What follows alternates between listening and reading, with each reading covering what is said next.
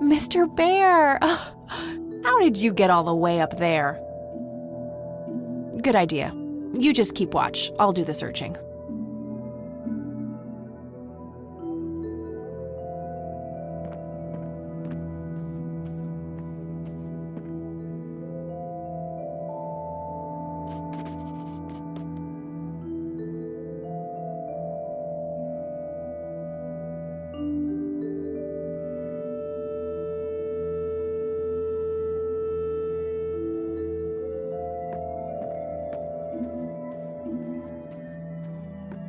A thick book about math.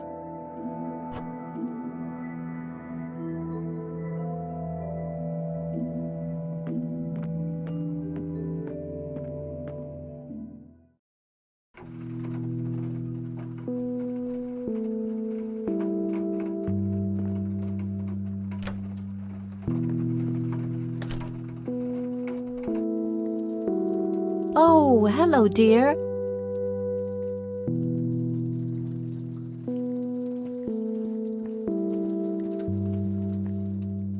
There are a few things I need to ask you, Grandma. Very well, dear.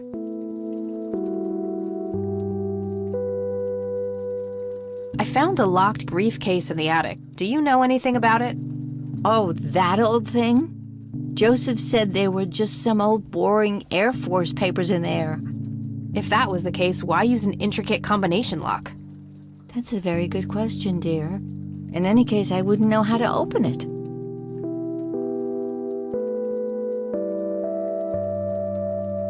I found this book in the attic.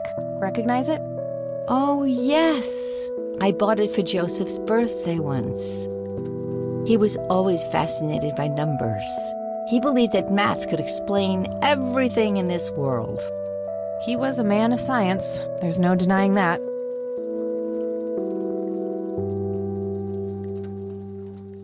Hey, Grandma, do you recognize this tape recorder? Oh, yes, Mr. Dicto. Joseph used to carry that thing with him everywhere. He could be absent-minded at times. It helped him remember things.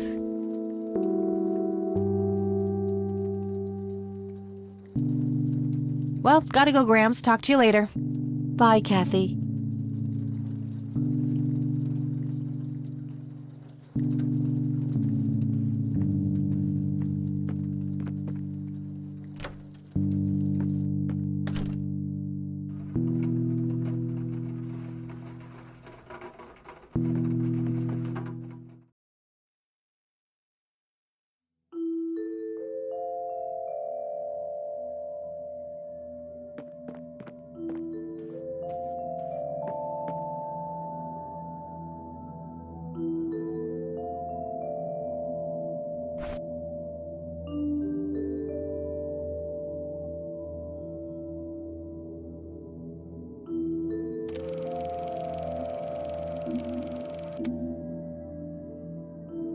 Note to self.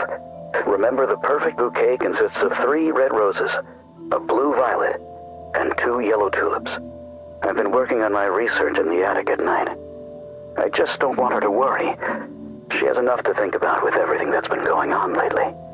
With Sharon and Kathy. Anyway, I'm getting close to finding the source. I have a promising new theory. It should be ready for a test soon.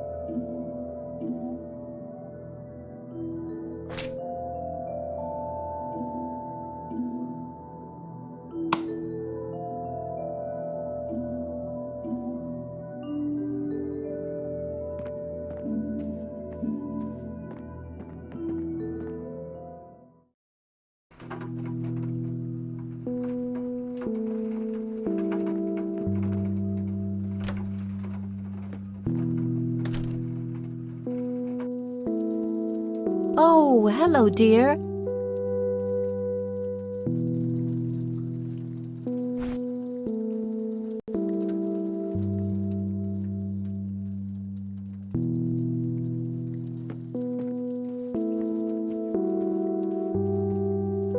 Hey, Grandma, I found this old envelope in the attic. I thought I'd give it to you in case you wanted to be the first to open it. Oh, thank you, dear, but you go ahead and have a look. Let me know if you find anything out of the ordinary. All right, then.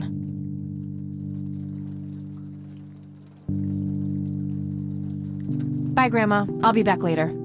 So long.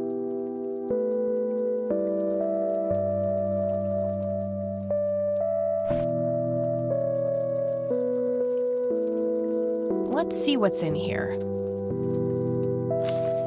There were 2 pictures, a newspaper clipping, a key, and a tape inside. Oh, and a single copper penny, too, for some reason.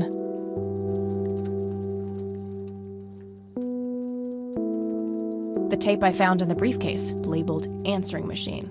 It should play fine in Mr. Dicto.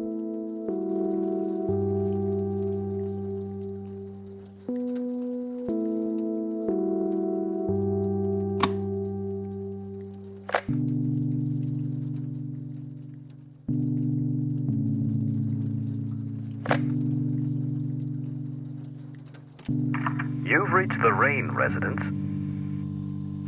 Leave a message after the beep. Hello, Joseph, Mrs. Rain. It's me, Charles.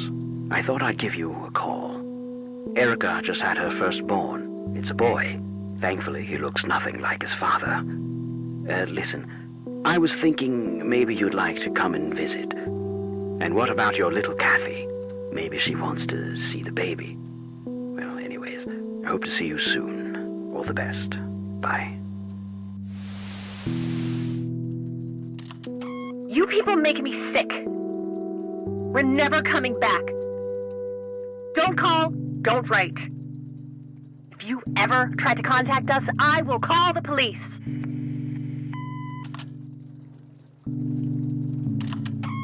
Joseph, you there? It's me, Cocky. It happened to me, too. You're the only one I trust now. Just call me back as soon as you can. I wonder who this Cocky is.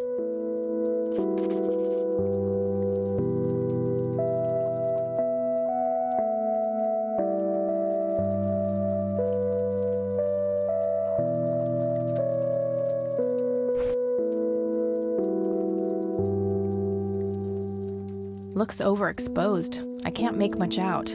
I think I see trees in the background, but most of the picture is just bright white. There's probably some way to enhance this back at school. I'll figure it out tomorrow when I'm back.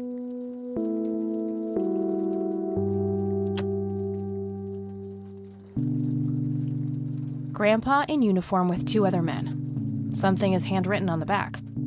Flight training, McConnell Air Force Base, 1941.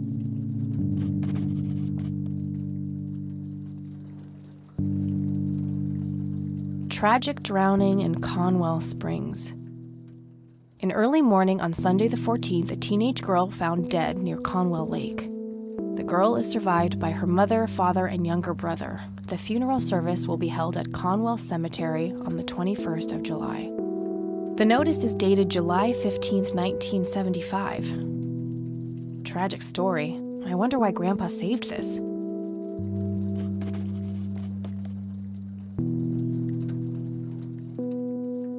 It's a small key, fairly modern design.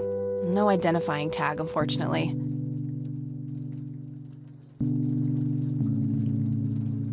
It's the penny I found in the briefcase. Looks like it was minted the same year I was born. Grandpa and me, we had this game where he would hide pennies around the house and I would go on a treasure hunt. Never in the attic, though. I thought it was too scary up there.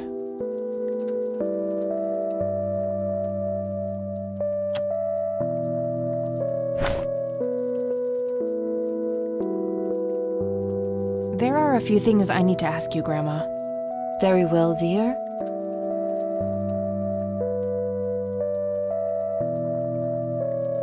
Grams, can you tell me anything about this picture? It looks awfully bright. Perhaps something was wrong with the camera. Yeah, maybe. I should try to figure something out tomorrow at the university.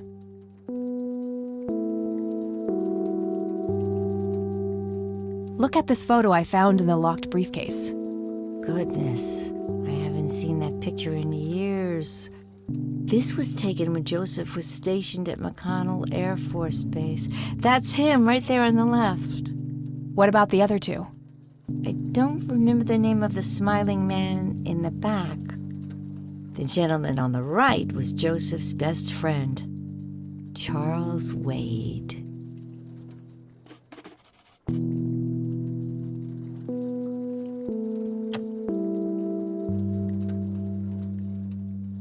Do you know anything about this story, Grandma? Not much, dear. It was the saddest thing. The girl was only 16 years old. We never really knew the family. They preferred to keep to themselves. Do you remember their names? Let me think. I'm awfully sorry, dear. I just can't recall. That's quite all right, Grandma. I was just wondering why Grandpa would have wanted to save this. Joseph was always deeply affected by the tragedy of others. Perhaps he wanted to do something for the family to ease their pain. In any case, he didn't speak to me about it. Okay.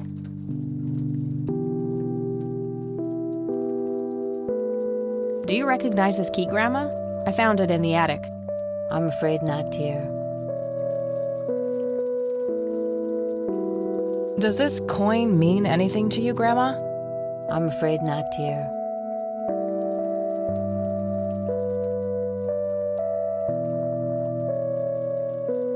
Does the nickname Cocky mean anything to you? Sounds vaguely familiar. It reminds me of the aviator call signs Joseph and his friends gave one another. Joseph was vigilante. I can't count the number of times he got into trouble for breaking the rules. To this day, I have no idea how he always managed to land on his feet. Must be hereditary, given the things I've gotten away with. Every time I wake up, I am genuinely surprised that I'm not in jail. I'm sure it's not that bad, dear. But to get back to the subject, you don't have any idea of who this Cocky is? I'm afraid not, but the Air Force might be a good place to start.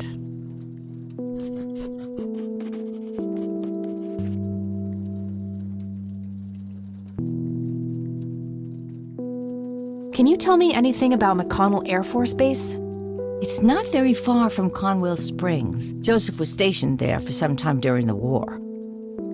I believe they're still training young pilots there today. So when did Grandpa enlist in the Air Force? Oh, it was barely past the honeymoon when Joseph left to fight in that terrible war, together with his best friend Charles and my brother Andrew. Those were nerve-wracking years. I was so worried I thought I would burst. Every short visit from Joseph was a joy, but he kept going back to the front, to my great dismay. When I told Joseph about being pregnant with your father, he finally realized that enough was enough. He had done his duty. Shortly thereafter, he returned to a quiet farmer's life in this very house, helping your great-grandfather with the crops, until he passed.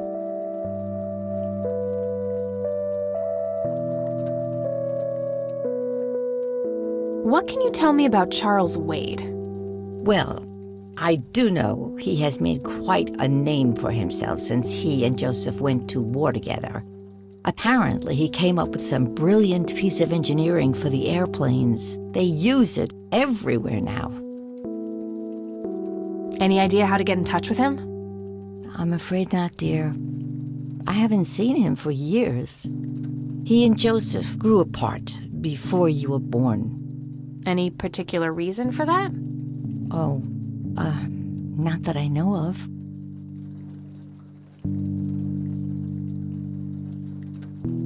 See you later, Grams. Take care, dear.